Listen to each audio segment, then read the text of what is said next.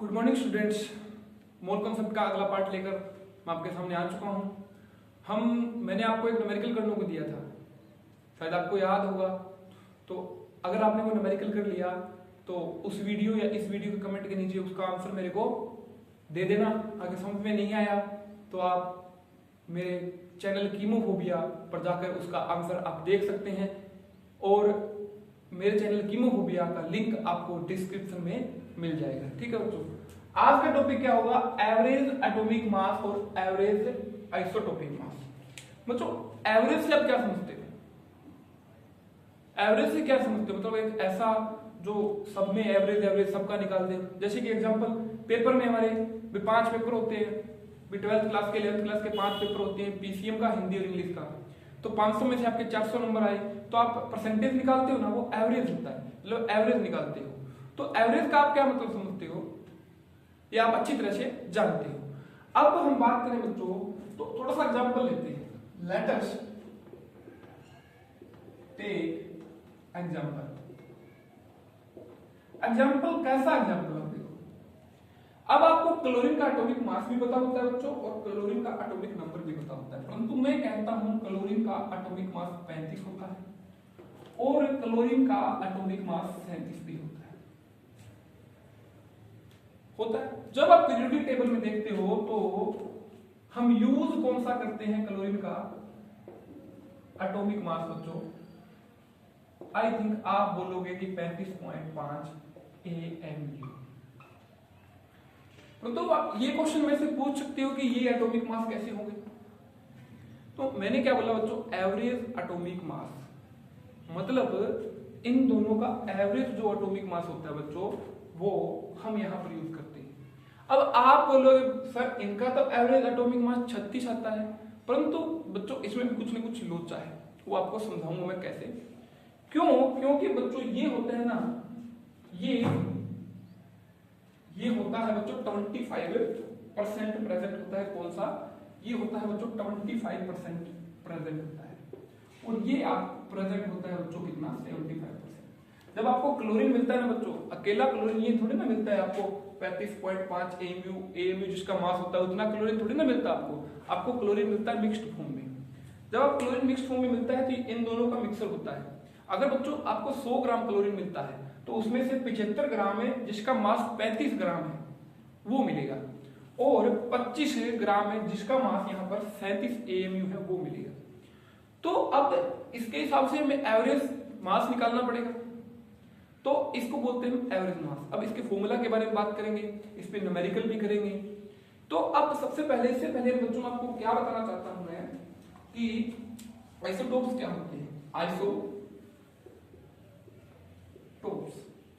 Isotopes बच्चों आपने पढ़ा है 9th क्लास में, आइसोटोप पढ़ा है, आइसोबार पढ़ा है, आइसोटोन पढ़ा है। तो आइसोटोप बच्चों क्या होता है? जिसका एटॉमिक नंबर सेम हो एंड मास नंबर डिफरेंट हो। क्या हो? मास नंबर डिफरेंट हो। तो यहां पे देखो बच्चों, ये एटॉमिक नंबर दोनों का 17 सेम प्रेजेंट है, परंतु मास नंबर देखोगे आप तो इनका कितना है? 35 और 37। तो बच्चों ये मास नंबर इनका डिफरेंट हो गया कि नहीं हो गया? मास नंबर इनका डिफरेंट हो गया और एटॉमिक नंबर इनका सेम है। तो बोल सकता हूं कि क्लोरीन की हमारे पास कितने आइसोटोप प्रेजेंट होते हैं? 2 आइसोटोप प्रेजेंट होते हैं। और अब आगे देखते हैं, आइसोटोप की मैंने आपको डेफिनेशन बता दी। अब आइसोटोप के बहुत सारे एग्जांपल होते हैं बच्चों। जो हाइड्रोजन होता है ना, उसके भी 3 आइसोटोप होते हैं। कैसे? मैं बताता हूं आपको। 1H1, ठीक है बच्चों, H12, H13, ये 3 आइसोटोप प्रेजेंट होते हैं बच्चों हाइड्रोजन के। अब इसको बोलते हैं बच्चों प्रोटियम। प्रोटियम क्यों बोलते हैं? क्योंकि बच्चों आपने काफी बार पढ़ा होगा कि H पॉजिटिव आयन होता है, वो प्रोटॉन होता है। तो परंतु तो यहां से देखते हो कि H अकेला है, H पॉजिटिव आयन बनाता है, तो इसको हम इस तरीके से समझ सकते हैं कि इसको प्रोटियम बोलते हैं। इसको बोलते हैं ड्यूटेरियम। ड्यूटेरियम मतलब दो हाइड्रोजन, इसका मास कितना है? 2 प्रेजेंट हो।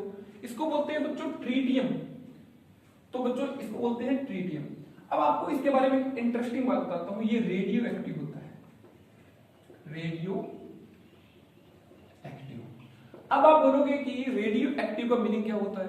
बच्चों रेडियो एक्टिव ऐसे सब्सटेंस होते हैं जो अपने आप खत्म होते जाते हैं। जैसे आपने सुना होगा यूरेनियम, जैसे उसी प्रकार ये हाइड्रोजन है। हाइड्रोजन क्या होता है बच्चों, इसमें से रेज निकलती जाती है, अपने आप डिसइंटीग्रेट टूटता जाता है, छोटा होता जाता है, उसे हम बोलते हैं बच्चों रेडियो एक्टिव। और इसके बारे में एक और इंफॉर्मेशन देता हूं मैं, ये जो आइसोटोप है ये पिछली बार जेई मतलब IIT जेई का पेपर देते हो ना, पिछली बार उसमें ये क्वेश्चन आया हुआ था कि हाइड्रोजन का कौन सा आइसोटोप होता है वो रेडियो एक्टिव होता है। It's a very simple question. ये सिंपल क्वेश्चन आपको सीधा सीधा आपको मैंने बता दिया कि ये रेडियो एक्टिव प्रेजेंट होता है। तो इसके अलावा पिछली बार ये आ गया, परंतु अब क्या पता भी कुछ और पूछ ले तो इसके बारे में मैं बात करूं बच्चों। तो अब कार्बन होता है ना बच्चों, कार्बन 6C12 और 614 कार्बन भी आइसोटोप में प्रेजेंट होता है। देखो मैं बताता हूं, देखो कि हाइड्रोजन था बच्चों, उसका मास 1 था, हाइड्रोजन का मास 2 भी था, हाइड्रोजन का मास 3 भी था। इसके बाद में हीलियम का 4 आता है। तो यहाँ पर तीनों के तीनों मतलब मास इस प्रकार अरेंज्ड होते हैं पीरियोडिक टेबल में। जो आइसोटोप्स होते हैं बच्चों हम पीरियोडिक टेबल में लिखते नहीं, क्योंकि पीरियोडिक टेबल काफी लंबी हो जाएगी। आइसोटोप बहुत सारे, ऑक्सीजन के भी आइसोटोप प्रेजेंट होते हैं, क्लोरीन के भी आइसोटोप प्रेजेंट होते हैं, कार्बन के भी आइसोटोप प्रेजेंट होते हैं, हाइड्रोजन के भी आइसोटोप प्रेजेंट होते हैं। बहुत सारे एलिमेंट होते हैं बच्चों पीरियोडिक टेबल में जिनके आइसोटोप प्रेजेंट होते हैं। ठीक है, अब बच्चों ये जो यहां पर लिखा हुआ है ये भी रेडियो एक्टिव है, रेडियो एक्टिव है। रेडियो कार्बन है जो जिसका मास है 14 ग्राम होता है, 14 AMU होता है, वो भी रेडियो एक्टिव होता है।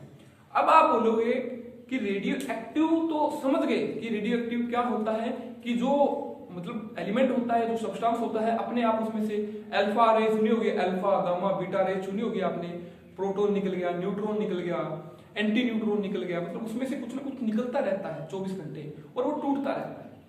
तो बच्चों आपने सुना होगा कि कई बार जो टीवी में आता है या आपने बुक में पढ़ा होगा कि ये पत्थर है, मतलब ये पत्थर है, ये इतने साल पुराना है। और जो डेड बॉडी इंसान मर जाता है उसकी हड्डियों से हम पता लगा लेते हैं, क्या पता लगा लेते हैं कि अप्रोक्सीमेट ये 40 साल का होगा, 50 साल का होगा। वो कैसे पता लगाते हैं बच्चों? इस रेडियो एक्टिव एलिमेंट की सहायता से पता लगाते हैं। इसका डिस्कशन हम न्यूक्लियर केमिस्ट्री में करेंगे कि किस प्रकार पता लगाते हैं। अगर आपके सिलेबस में हुआ तो इसको डिटेल डिस्कशन करेंगे। न्यूक्लियर केमिस्ट्री बच्चों आपके सिलेबस में नहीं है, ये 12th के सिलेबस में है, वो भी थोड़ी सी केमिकल काइनेटिक्स नाम के चैप्टर में होती है। ठीक है बच्चों, तो अब बात आती है अपने मेन मुद्दे पे, how to find the average atomic mass. हम एवरेज एटॉमिक मास कैसे निकालते हैं, ये हमारा मेन मुद्दा रहेगा आज का। और इस पर हम न्यूमेरिकल भी करेंगे बच्चों, अच्छे खासे न्यूमेरिकल करेंगे। तो एम एवरेज को बच्चों मैं लिख देता हूं एम एवरेज, या एम क्या है, एटॉमिक मास दिखा रहा है बच्चों, एवी का मतलब क्या है, एवरेज। तो बच्चों mass of total atom in sample. बच्चों मास कितने, मतलब जितने भी एटम प्रेजेंट है सैंपल के अंदर उनका मास कितना है। भाई सैंपल के मतलब एक सैंपल दिया होगा बच्चों आपको, जिसमें कार्बन भी है, ऑक्सीजन भी है, नाइट्रोजन भी वगैरह वगैरह, मतलब जितने भी एटम्स दिए हुए हैं उनका मास, टोटल मास, उनका मास कितना है। इस बात को समझते हो कितना मास प्रेजेंट है। तो बच्चों फिर लिखते हैं नीचे टोटल नंबर ऑफ मोल्स। ये किस प्रकार बोला, मोल्स नहीं बच्चों, एटम्स की बात कर रहे हैं तो नीचे एटम्स ही लिखेंगे। तो बच्चों आपको पता है एटम्स का मास जो आता है वो AMU में आता है, मोल्स का मास ग्राम में होता है। ये बिल्कुल वैसा ही है बच्चों, आपके अगर 5 पेपर होते हैं तो यहां पर पेपर को एटम कंसीडर करके चलो कि भाई mass of total, sorry atom, वो पेपर को नहीं बच्चों, जितने नंबर प्रेजेंट होते हैं भाई आपके 500 में 400 नंबर आए उनको एटम, टोटल एटम कंसीडर कर लो। और जितने पेपर होते हैं बच्चों उन्हें टोटल एटम्स कंसीडर कर लो।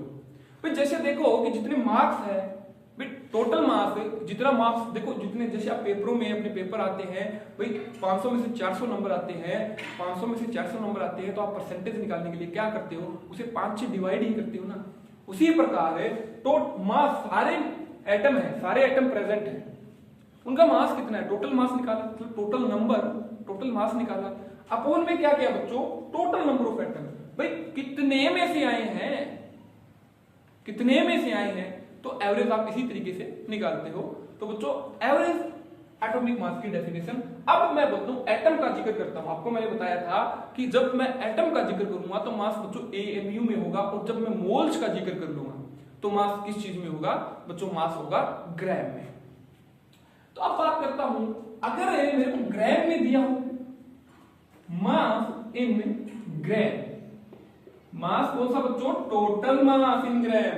अगर ग्राम में दिया हो बच्चों तो टोटल नंबर ऑफ मोल्स। हाँ मैंने बता दिया आपको, अगर बच्चों एटम के रिस्पेक्ट में अगर हम बात करेंगे तो वहां पर एटॉमिक मास होगा वो एएमयू मिलेंगे, परंतु अगर हम मोल्स के रिस्पेक्ट में अगर बात करेंगे वहां पर एटॉमिक मास होगा बच्चों वो ग्राम में लेंगे। क्यों भाई, एक एटम का मास आपको मैंने बताया था कितना होता है, 1.66 10⁻⁻24। इज इट ओके, इतना होता है। तो अब एक मोल में एटम कितने प्रेजेंट होते हैं, तो भाई इसके साथ मल्टीप्लाई कराऊंगा 1.66 10⁻⁻24 की Na के साथ, Na का मतलब 6.022 10⁻23, उसके साथ मल्टीप्लाई करूंगा, तब एक एटम की Na से मल्टीप्लाई कराता हूं तभी तो 1 मोल ऑफ एटम का मास आता है, और वो ग्राम में आता है। मैंने आपको यहाँ पे कैलकुलेशन करके दिखाई थी, तो बच्चों मैंने यहाँ पर 10 ग्राम या ठीक है ग्राम में आ जाएगा। तो अब थोड़ा सा न्यूमेरिकल पोर्शन देख लेते हैं, ठीक है बच्चों, ये बेसिक बातें थी। फिर अब देखेंगे हम ए और बी के रिस्पेक्ट में। अगर बच्चों हमें ए और बी दिया हुआ है, क्या दिया हुआ है, ए और बी दिया हुआ है। अगर बच्चों ए का मास हम मान लेते हैं Ma, जनरल कैलकुलेशन करेंगे, फिर हम न्यूमेरिकल पे आएंगे, फिर जनरल कैलकुलेशन भी जरूरी है सबके लिए जो वैलिड होती है। अब न्यूमेरिकल में तो बच्चों हमने एक स्टेटमेंट ले ली, उस स्टेटमेंट के हिसाब से काम करेंगे, परंतु यहाँ पर एक जनरल कैलकुलेशन कर लेते हैं। इसका मतलब उस जनरल कैलकुलेशन में वो वैल्यूज पुट करते हैं हम, वो वैल्यूज अगर पुट कर देते हैं तो सारे के सारे न्यूमेरिकल सोल्व हो जाते हैं। इसलिए हम पहले जनरल कैलकुलेशन करते हैं, और यहाँ पे बी का बच्चों मास मान लेता हूं मैं Mb। इज इट ओके, एक बार मैं वीडियो चेक कर लेता हूं बच्चों बन रही है या नहीं बन रही है, या इज इट ओके। और बच्चों जो सैंपल है उसमें ये मान लेता हूं मैं X% प्रेजेंट है। X% क्यों लिया, क्योंकि मैंने बोला था ना जो क्लोरीन होता है बच्चों, अगर ऐसे में थोड़ी ना मिलता है, C35 वाला अलग मिलेगा, C37 वाला अलग मिलेगा, Cl37 वाला वो इकट्ठा मिलता है। भाई 5 ग्राम 10 ग्राम 20 ग्राम 100 ग्राम में अगर 25 ग्राम है, कौन सा मिलता है, 37 वाला ग्राम वाला, और 100 ग्राम में 75 ग्राम कौन सा मिलता है, जो 35 ग्राम वाला होता है। तो भाई इसकी परसेंटेज तो माननी पड़ेगी हमें, कि जो हमें एम एवरेज निकालना है। तो देखो इसकी परसेंटेज अगर मैंने x मान ली, और आपको पता होता है बच्चों परसेंटेज टोटल 100 होती है, तो b की ऑटोमेटिक परसेंटेज कितनी हो जाएगी, 100 माइनस x परसेंटेज। ये बात आप समझ रहे हो कि नहीं समझ रहे, कैन यू टेल मी। तो बच्चों अब हमने एम एवरेज की बात की, उसका फॉर्मूला क्या लिखा था, टोटल मास इन ग्राम बटे टोटल नंबर ऑफ मोल। तो ये हमने मास लिया है बच्चों, जो हमने यहां परसेंटेज ली है, ये ली है यहां पर on the basis of mole ली है। यहां पर मोल की बात कर रहे हैं, मोल के हिसाब से काम करेंगे, मतलब हम जो भी एटॉमिक मास या एटॉमिक वेट निकालेंगे वो ग्राम में निकालेंगे। तो अब यहां से समझते हैं इस चीज को, थोड़ा सा मैं रब कर देता हूं बच्चों, बस इतना ही। यहां पर x% ऊपर लिख देता हूं थोड़ा सा, क्या आ गया x%। Is it okay. हमें निकालना क्या बच्चों, टोटल मास। तो यहां पर आप देखोगे कि जो इसका मास कितना है, भाई एक्चुअल में तो Cl35 होता है, उसका मास तो 35 होता है, परंतु बच्चों को सैंपल में x% प्रेजेंट है।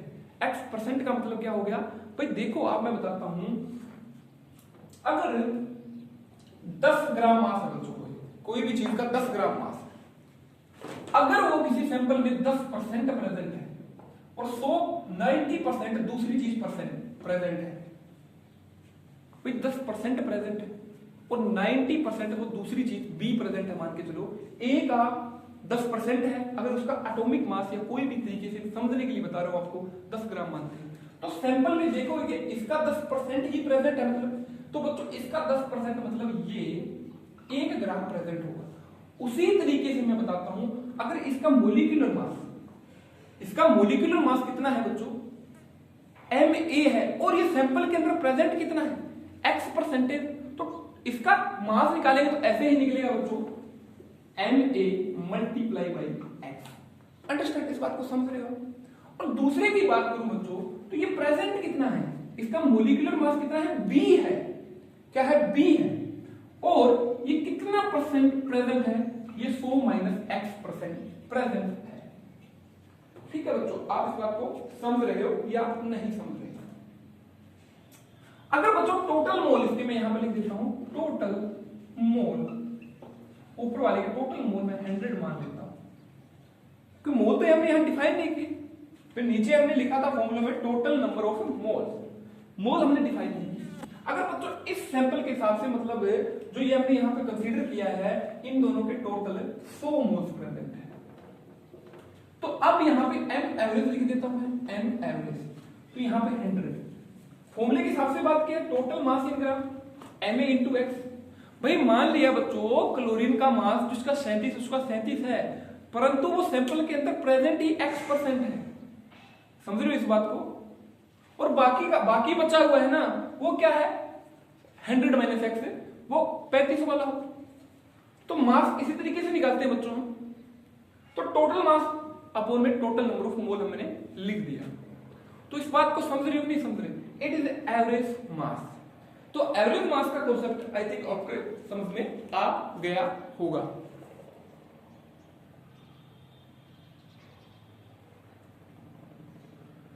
ठीक है बच्चों, तो अब एक बात और करूं आपके साथ में, एक बात और करने से पहले बच्चों न्यूमेरिकल अगर हमारी कंफ्यूजन दूर कर लेते हैं, ये फॉर्मूला आप ऐसे का ऐसा लिखे रहने दो, तो वो न्यूमेरिकल था जो पहले हमने देखा था, कौन सा, जो बच्चों CL 1735 CL 1737, और ये बच्चों आपको मैंने बताया था 75% है और ये 25% है। इसका हम m एवरेज निकाल के देख लेते हैं। भाई क्यों इसका 35.5 हम पीरियोडिक टेबल में लिखते हैं? भाई इसका कोई ना कोई कारण होगा बच्चों। इसका कारण होता है m एवरेज।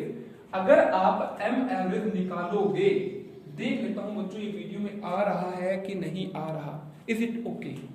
अब बच्चों इसका मास की बात करूं तो कितना मास होता है इसका मास 35 होता है बच्चों, लिखा हुआ है Ma लिख दिया मैंने, परंतु कितनी परसेंटेज प्रेजेंट है? ये 75% प्रेजेंट है, तो यहां पर बच्चों 75 से आप मल्टीप्लाई कर सकते हैं, ठीक है।